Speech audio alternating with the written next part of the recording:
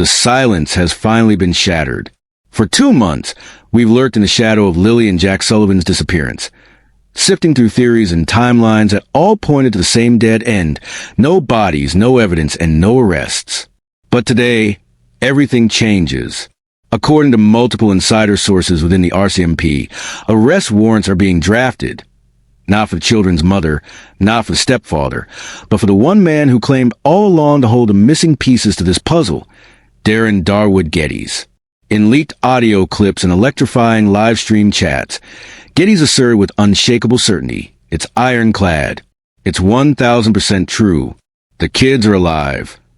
Now, as the RCMP pivots from searching for infants to investigating the voice that captivated a nation, we stand at the edge of a legal tempest.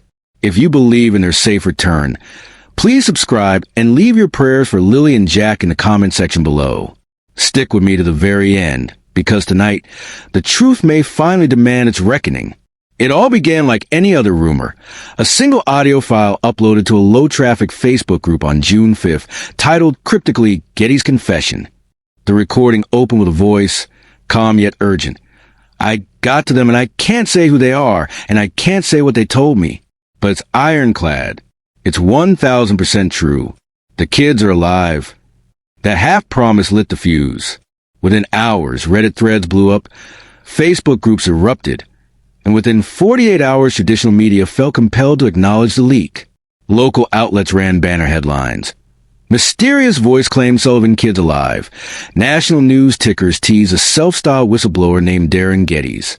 For weeks prior, the RCMP had adhered to protocol, searching the rugged woods of Nova Scotia, analyzing every frame of volunteer footage, interviewing neighbors, but always falling back on the same public statement. The investigation is active.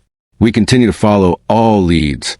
Then, with Gettys' audio forcing questions the RCMP could not ignore, the narrative jolted.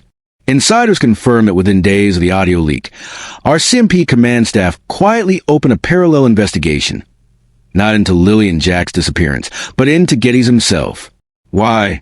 Because a single individual claiming to know the truth without sharing it threatened to derail evidence gathering, divert public resources, and inflame online vigilantism.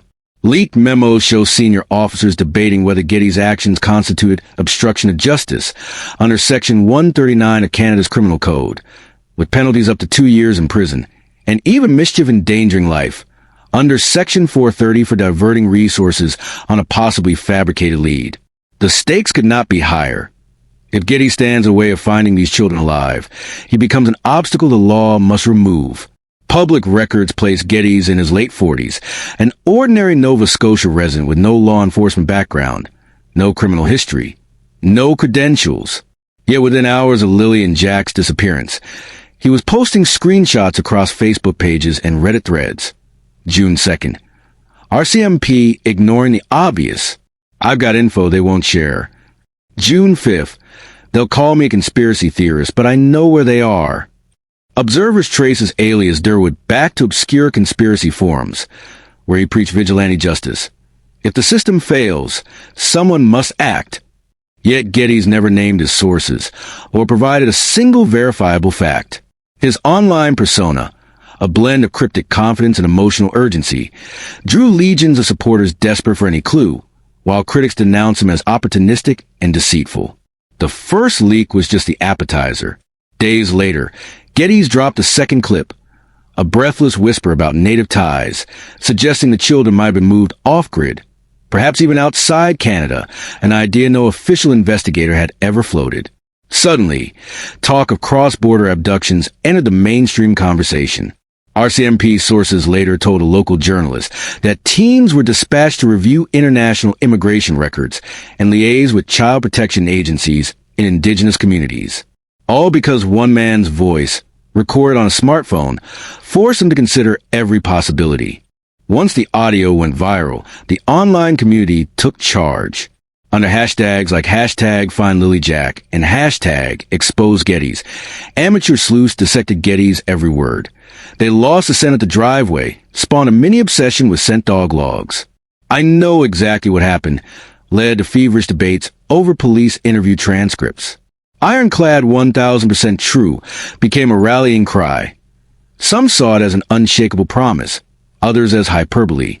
Hundreds of YouTube videos, thousands of Reddit comments, and dozens of live-stream panels debated whether Gettys was a hero or a hoax. Every response piled pressure on the RCMP. If Gettys knows something, why hasn't the public heard more? If Gettys doesn't know, why has the RCMP shifted its posture? Within weeks, opposition MPs were demanding public briefings. Child advocacy groups called for transparency. And every RMP press release repeated the same line. No arrests have been made at this time. Now, with warrants reportedly drafted, the true nature of Gettys' role is about to be tested in court.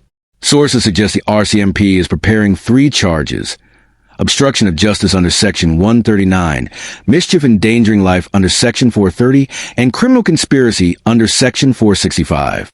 These potential warrants empower the RCMP to seize Gettys' digital devices, phone logs, even bank records.